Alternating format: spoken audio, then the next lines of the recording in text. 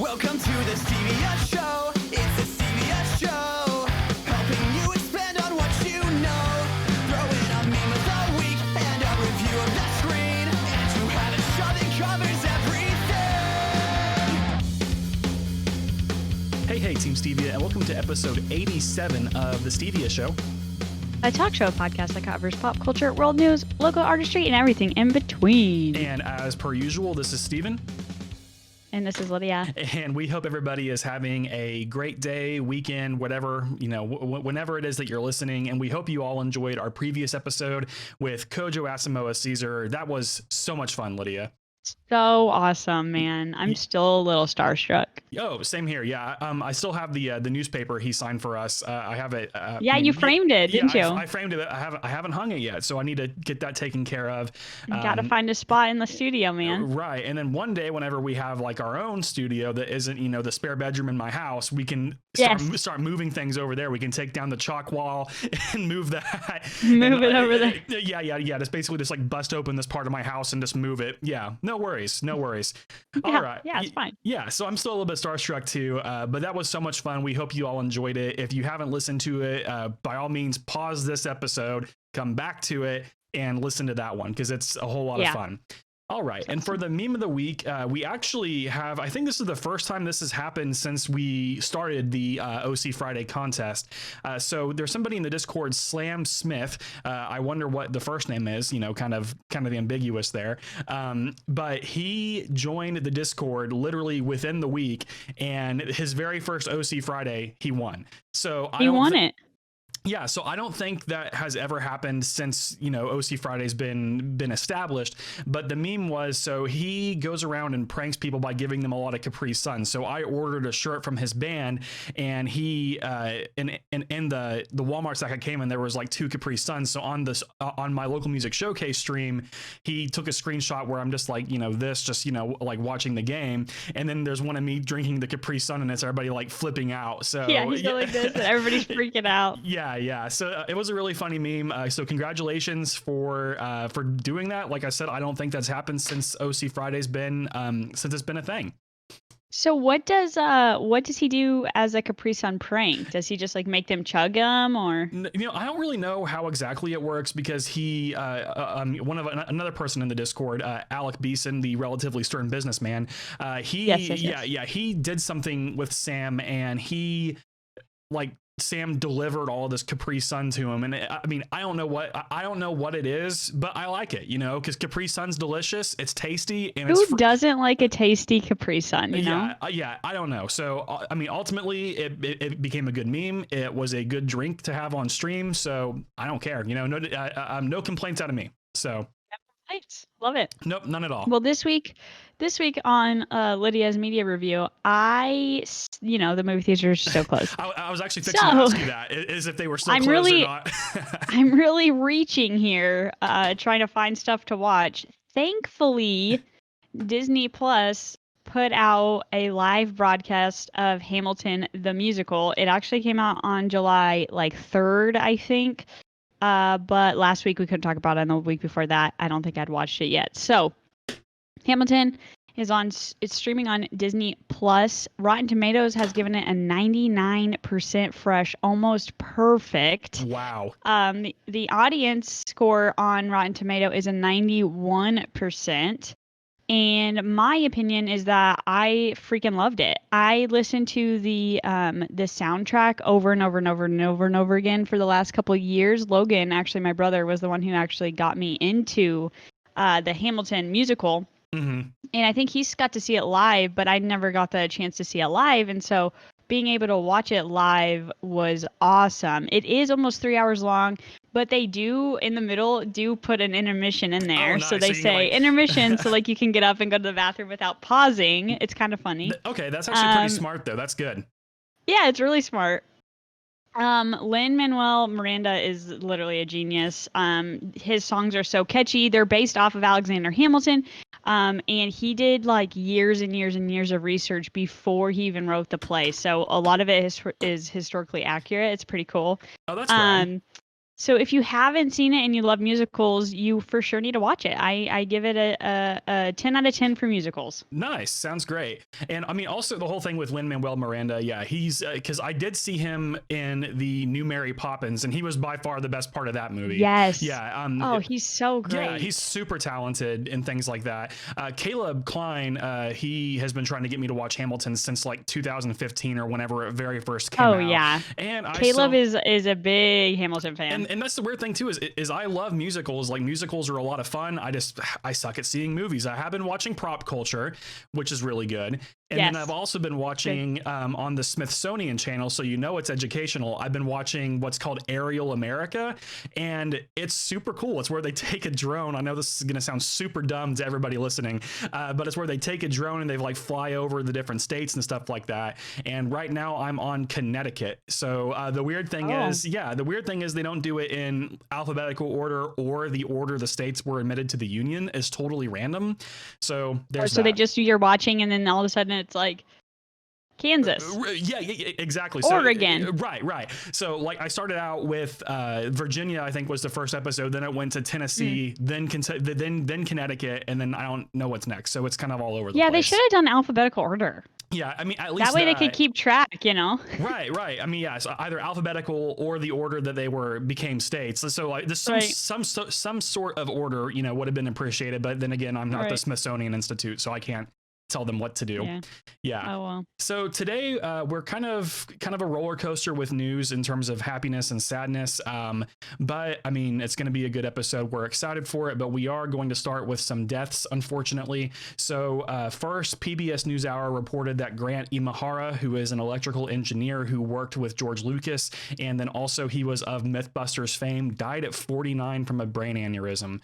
So super sad. Yeah, super sad there. I'm pretty sure you've seen Mythbusters. It's an awesome TV show. Yeah, he was part of the build team with Tori Grant and Carrie, and it was always cool watching them build the stuff, and then Jamie and Adam would just blow it up.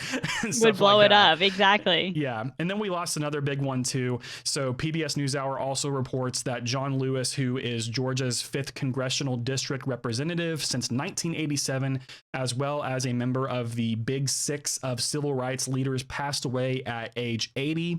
After a battle with pancreatic cancer. Lewis was bloodily beaten at age 25 back in 1965 by Alabama state troopers, suffering a skull fracture. And also Lewis helped Martin Luther King Jr. organize the 1963 March on Washington and spoke to the crowd right before Dr. King delivered his legendary "I Have a Dream" speech. And talk about somebody to open for. Like if you're going to be the opening act for somebody and it's Dr. Martin Luther King Jr., I can only imagine, like, especially in that time of the civil rights movement, just how nerve-wracking that must have been. 100%. And especially for his "I Have a Dream" speech, I mean, there was so many people there. Oh, so many. 100%. So of course our thoughts are with both families and also just historically speaking, that's just sad because he was the last of the Big Six. Everybody else has unfortunately passed away. You know, it's weird to think about too when we see people like John Lewis pass away recently. Mm-hmm. He how old was he? Do you know? He was 80. Did it say? He died at 80. 80. So yeah, if you think about that, like MLK, if he was still alive today, I mean, he'd be in his 80s. Like he'd just be hanging out, you know, still probably doing his thing. Right. Yeah, and which is kind of crazy to think about. And then also, I think there was this like infographic going around that it was like it was I can't think of it right now. But I'll get back to it. I'll remember it. Yeah. Okay. So next on the docket, Yes. Governor Kevin Stitt tests positive for COVID-19. Public Radio Tulsa reported on July 15th, 2020, that Governor Stitt has indeed tested positive for COVID-19, becoming the first governor in the United States to contract the virus. Public Radio Tulsa goes on to say, the positive test has not changed Stitt's perspective on issuing a statewide mask requirement or scaling back Oklahoma's reopening. Stitt said his main concerns with requiring face coverings are infringing on Oklahomans' freedom and that a mandate would be difficult to enforce. Okay, so for everybody listening in different states, we're number one. Take that, Oklahoma. We are number one. First governor with COVID. We are number one. Yeah, just call us Smitty Warburg Jagerman Jensen, because we are number one. So I will say that I do, to an extent, applaud Kevin Stitt for getting COVID-19 and also sticking with his guns on not rolling back the reopening of the state. Now, do I agree? Still not wearing a mask anywhere he goes. His family doesn't wear a mask. His people don't wear masks. Yeah, and I mean, and I mean, 100%. I disagree with him on that. I want to make that very clear. I'm very pro. Oh yeah. Yeah. So we at the Stevia Show are very pro mask, but it is nice at least seeing Governor Stitt saying, you know what, just because I got COVID doesn't mean that I'm going to go back on what I said. So, I mean, as stupid as it is, it's admirable to an extent. But yeah, I guess he does. He just keeps on keeping on, doesn't he? He does. PBS NewsHour reports that Oklahoma has had 25,056 cases with 451 deaths and a weekly growth rate of 26.8%, which places us among the top of the spread in the country. Yes, I believe we've moved up to top 10 spreaders. Yeah, I think we're like lower half of top 10. So, I mean, and that was also Stitt's thing, is we want to be top 10. So we're first in the nation to have a governor with coronavirus, and we are first in the nation to, or we're now breaking the top 10 for COVID growth. And that's actually pretty impressive considering our relatively low population density. But perhaps there is good news coming up next. But I did remember what I was going to say about John Lewis and Dr. King. So there was that infographic that was going around. I forgot the fourth person. It was Barbara Walters. That's who I was trying to think of. So it's like John Lewis, Dr. Martin Luther King Jr., Anne Frank, Barbara Walters, and then I think Betty White. We're all like born within like 5 or 10 years of each other, but we tend to think of them living in different eras, you know, because of course Anne Frank unfortunately are gone. Right, exactly. And so it's just kind of weird how, kind of like you mentioned earlier, Lydia, how it's just like one of those things where, you know, whenever we think of that and how Dr. King would have still been doing what he was doing, but we kind of like pause him in that frame of history, same with like Anne Frank and stuff like that. We only think of him like, you know, where he was at. Yeah, time's weird. Okay, but back to time is weird. Time is very weird, and it also. Do we need to talk about time today? No, I'm okay because it's not real. I think we can all. Is agree time with it. What do we think? Oh, it's relative. 100. Yeah, I think Einstein's right. I mean, but then again, I'm no astrophysicist, so I can't prove or disprove my claim. But speaking of COVID, so thankfully, Mayor G.T. Bynum, better late than never, he has issued a citywide mask mandate, and the whole ordinance is like 6 pages long. So we will link it in the show notes if you would like to read it. But basically, the too long didn't read version of it is that right now it will expire on November the 30th, and it basically requires everybody who is in Tulsa city limits, if they are out and about, to be wearing a mask. And basically there's of course exemptions, like if you're under 18 or if you have some sort of pre-existing medical condition, that of course you're covered.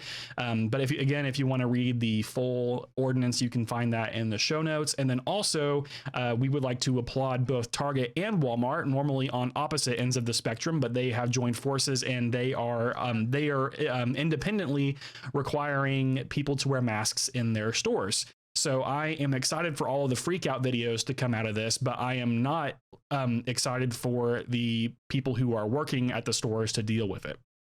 Yeah, because that's sad. I feel really bad for them. Yeah, me too. Today, I went to Target today, and mostly everybody had a mask on except for the people that you assume wouldn't wear masks. Yes. Those are the people that are still not wearing masks. Yeah, it was great. I know that sounds really bad, but if you imagine the type of people that, you know, they probably want to wear a mask. They also are the ones that don't wear, you know, appropriate clothing all the time. Yeah. And sometimes no shoes. Right. It's probably the people who, if given the opportunity, would speak to the manager. Oh, yeah, Definitely. they're It's like total Karens. the Venn diagram of that. So, Yes, yeah. 100%. But side note to that, so Target, great for them, and then you also went to Target in Broken Arrow, and Broken Arrow as of now does not have a mask ordinance, and I do not expect them to follow suit because BA is very stubborn like that, unfortunately. Yeah, the mayor of BA already said he wasn't going to do it. He did, yeah. Good old Craig, that's his name, Craig Thurman. But anyway, Abby and I, we went Craig. We went to the zoo this past weekend, and let me tell you, like, aside from the heat, it was the best experience being away from everybody wearing a mask. Like, it was great because we got to be around people, just like normal times, but everybody was being safe about it. And it's like, literally, like, you can still go out and do things. Like, we're not saying like, stay home. Yeah, like, you just wear a mask. Indoors. Yeah, just be smart. I mean, it's literally 2 instructions: wear a mask and stay away from people. Like, and I'm actually kind of loving it. I haven't worn makeup in like I haven't worn makeup because if I wear makeup and I put the mask on, then it gets kind of nasty. Mm-hmm. But so I haven't worn it in like 2 weeks, and I'm like feeling free. Like I put some mascara on, and then I'm like, let's go. Like nice. So it's pretty cool. Less because you only see half. You're like this. Like, right.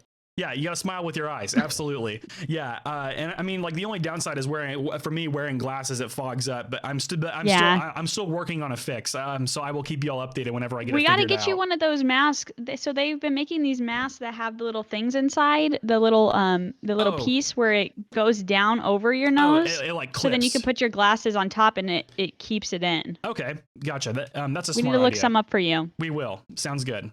Yeah, so next up in news is very dystopian and very, very bizarre and not good. So the Trump administration has deployed Gestapo-esque agents in Oregon, and I do not want to throw around, of course, anything resembling the Third Reich lightly, but this is very, very similar to what the Gestapo did under Adolf Hitler, who, of course, is not a very good person. And anyway, so PBS NewsHour stated on July 18th that militarized federal agents had been deployed by the president in Portland, Oregon, and have fired tear gas on protesters. Additionally, the administration has enlisted federal agents, including the U.S. Marshals Special Operations Group and an elite U.S. Customs and Border Protection team that was originally based on the U.S.-Mexico border to protect federal property.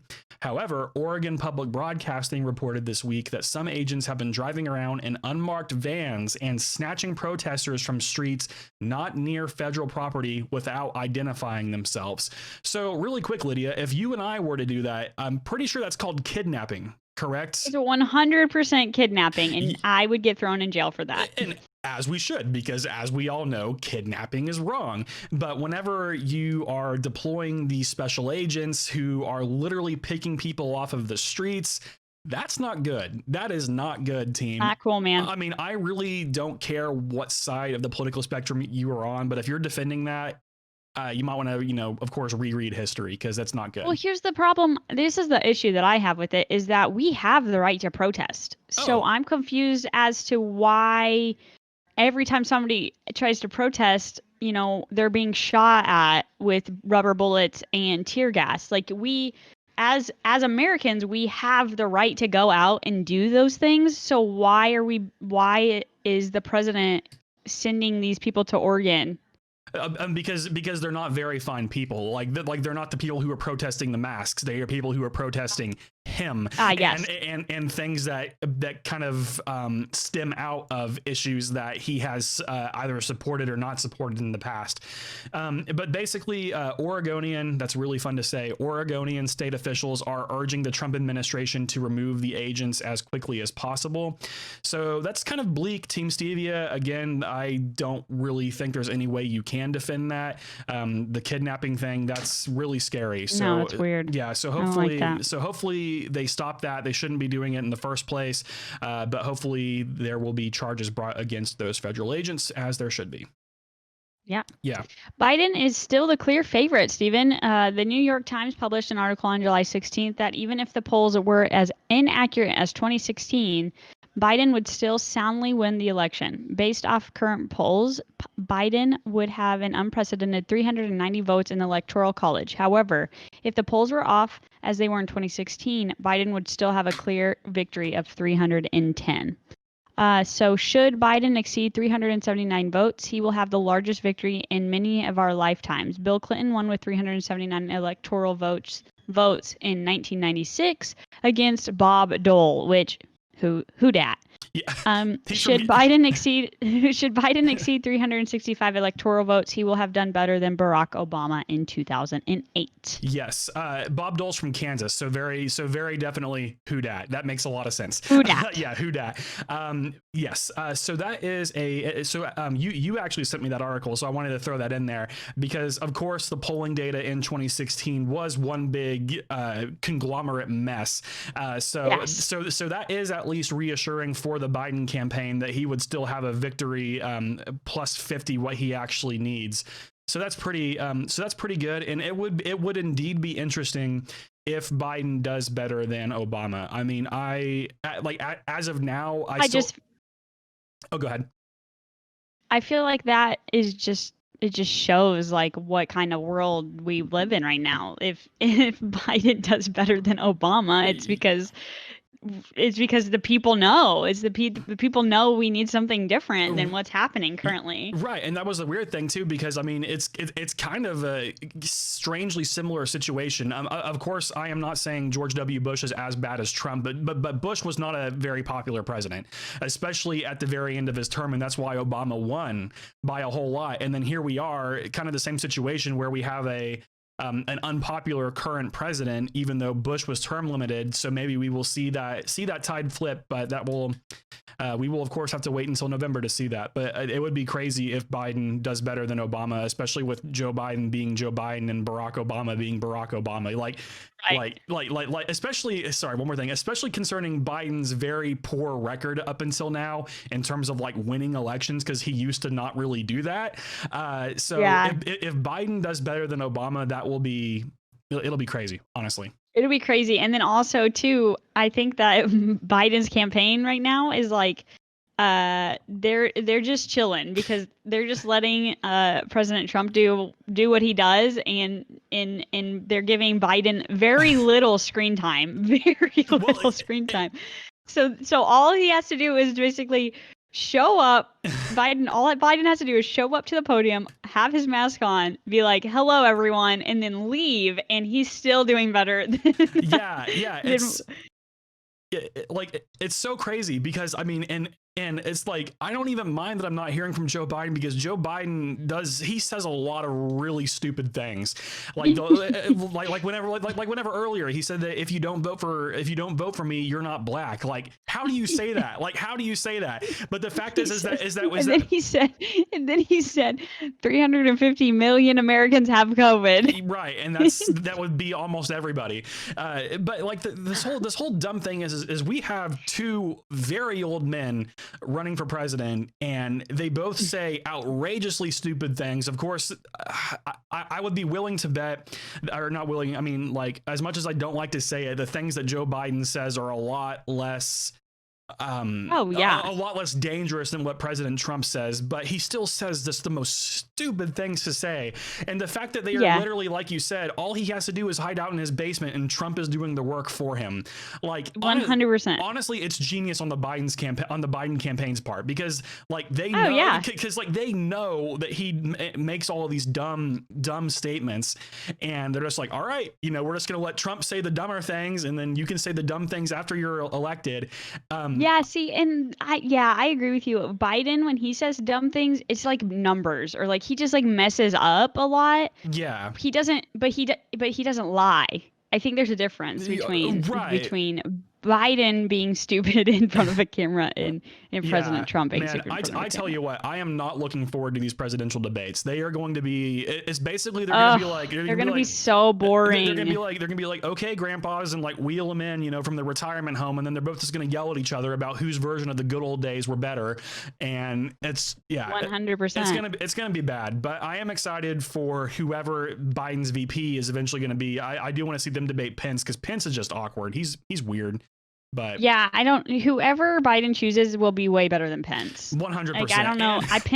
I don't even know if Pence can debate. Like, yeah, well, I mean, honestly, whoever Joe Biden picks as VP will be better than Joe Biden, if we're being completely honest. 100%. Especially if the list we know is really accurate, then yes. Right. I mean, like by no means, like I wasn't a Kamala Harris fan whenever she was running, but would I take Kamala Harris over Joe Biden over Donald Trump? 100%. Like, yes. I would join the Kamala crew or whatever, the K Hive or whatever it was called. But I would join. You just made that up. No, I think it really was the K Hive. I think it was something like that. Let me look it up. Oh, that's funny. Oh, there is K Hive. I miss Mayor Pete. Boom! It is the hashtag K Hive. Kamala Harris's most devoted online. So, wow. So I did not just make that up, and you owe me an apology. I'm sorry, Steven. I'm just kidding. You didn't. But anyway, speaking of bizarre, let's hope like hell this next person doesn't get on the debate stage. So what happened here, Lydia? Steven. Yes. What? 2020. Yeah. Kanye West gets on the ballot for 2020 election in Oklahoma. According to ABC News, Kanye West has qualified to appear on Oklahoma's presidential ballot, the first state where he met the requirements before the filing deadline. But confusion remains over whether he's actually running still, because he did kind of say, oh, just kidding, I'm not actually doing this anymore. But now he has a petition out there for him to get on the ballot for South Carolina. And for the Oklahoma election ballot, he literally got in the day of closing. Yeah. So I don't really know how we can just have people be like, oh, by the way, I want to run for president 3-4 months before presidential before the actual ballot comes out. And I didn't have to raise any of this money or do anything that all these other...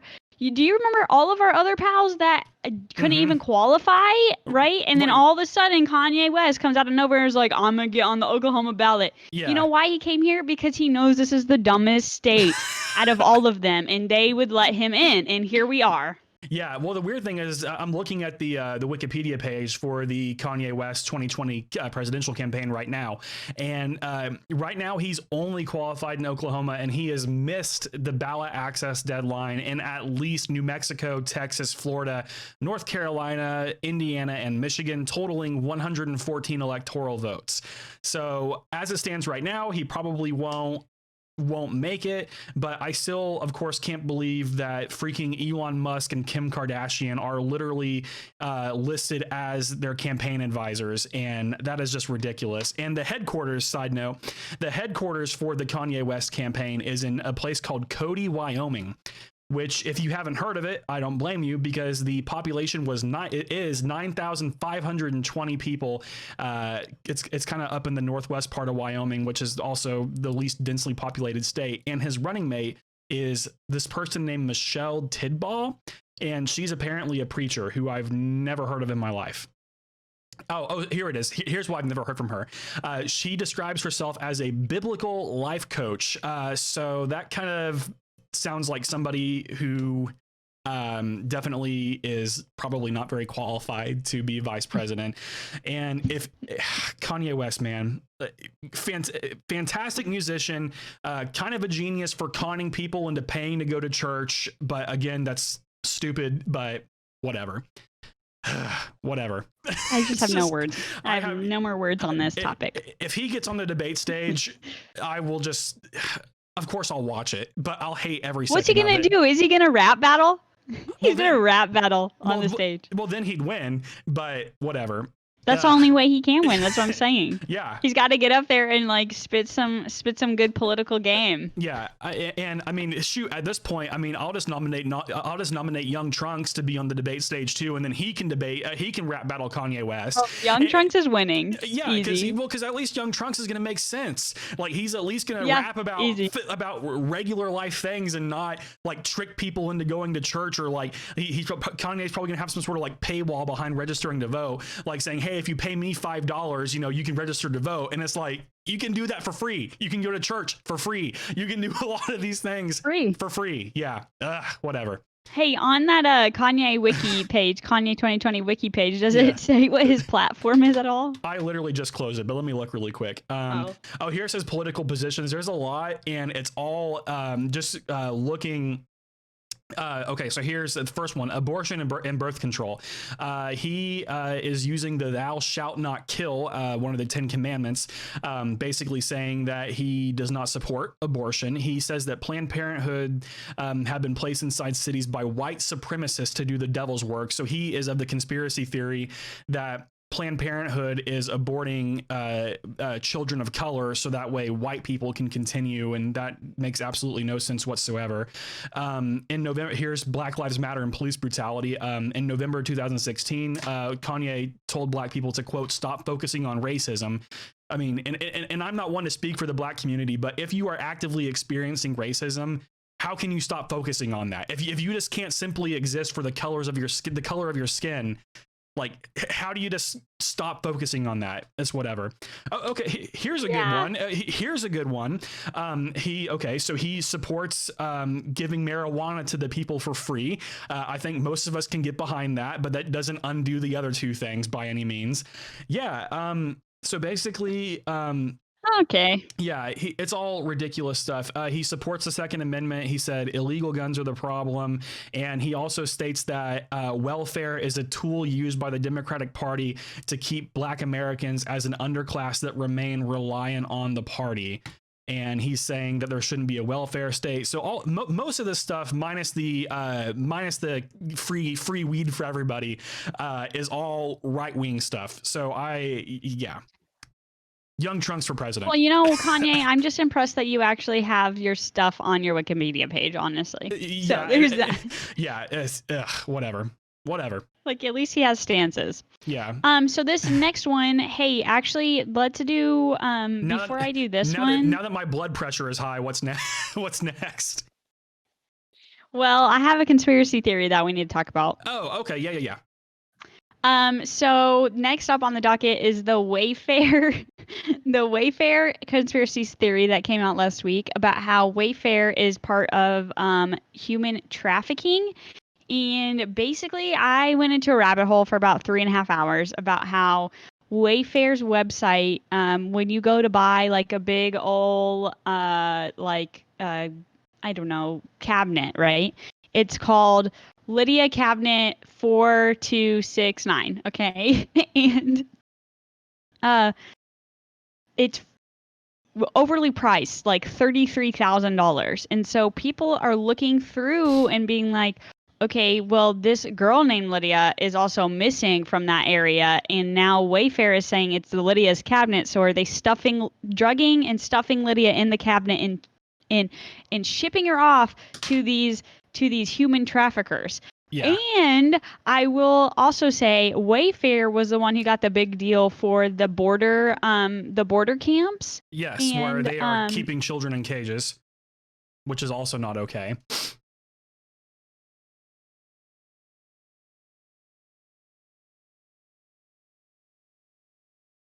Yeah, and I don't even remember what I was going to say. Oh, sorry. Okay. Oh, you were talking about how they got the contract for the border. Yeah, so they got the border for the camps that are keeping kids in cages, and coincidentally, 5,000 kids are missing. Yeah. Right? Right. So it's like a little sketchy about Wayfair, and then as soon as somebody brought up about this whole scheme here, the Wayfair took everything down off their site. Yeah. Magically, which it's very suspicious, very, very suspicious, and we haven't very heard, suspicious, Stephen. Yeah, and we haven't heard a lot out of that since. So hopefully we hear more things, because if children are indeed being trafficked, that needs to be solved as soon as possible.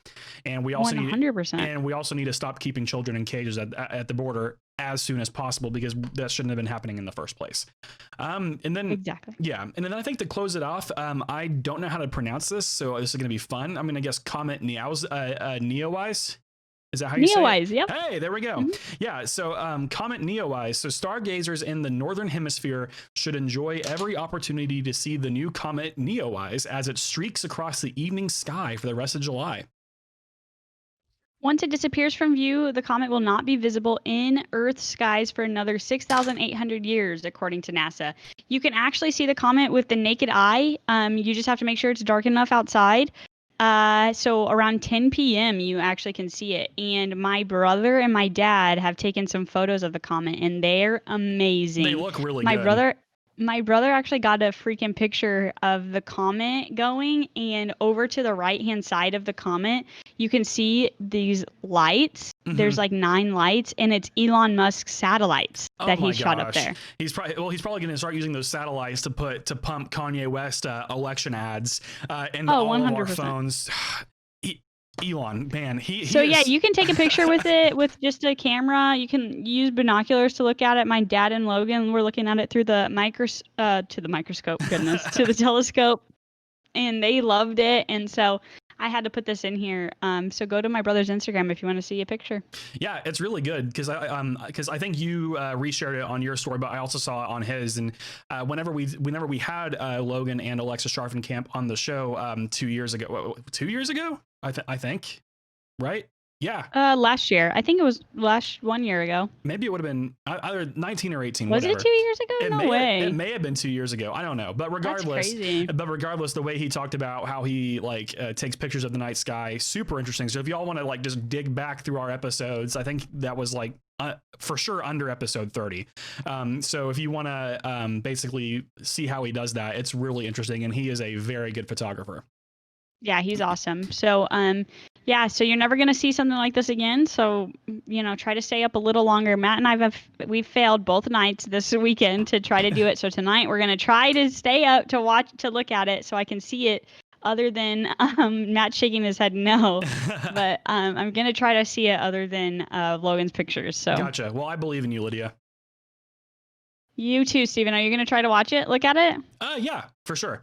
Yeah. Okay. Yeah, I will let you know. All right. Cool. So I think that just about does it for today. So thank you all for listening. As always, you can follow us on all of the social media platforms with the handle at The Stevia Show. Be sure to subscribe to the podcast on whichever podcast app that you listen to. If you are on YouTube, just simply search for The Stevia Show and subscribe with the notification button, and be sure to smash the bell icon. Always got to say it. Gotta say it. Yeah. We'd also always like to thank our anchor producers for their continued support. You can support us for as little as 99 cents a month and receive exclusive Discord roles and bonus episodes every month, which we have coming for you soon. Yes, it will either be this week or next week, and strap in because it's going to be about QAnon, which is the most bizarre conspiracy theory probably ever. So we're excited to talk about that. And then finally, we also have merchandise available through our links in our bio. So when you visit us online, check out our link tree and click on merch, and we ship nationwide as well. So if you live in Oregon, Oklahoma, Wyoming, we mentioned Logan, so Connecticut. Iowa, Connecticut, 5, Virginia, and then Tennessee, I think, was the other one. So there's 7. Boom. So basically, wherever you live, we'll ship to you. We will cover that. So if you want to buy a shirt or a hat from us, feel free to do that. But for now, I think that just about does it for today, unless you have anything else you'd like to add. Nope, I'm good to go. Cool. All right. Well, hopefully we are all able to see the night sky, to see that comet, So be sure to wear your mask, wash your hands, and stay away from people at least 6 feet. But other than that, just stay safe. But for now, this is Steven. And this is Lydia. And we will see you all later. Bye. Bye.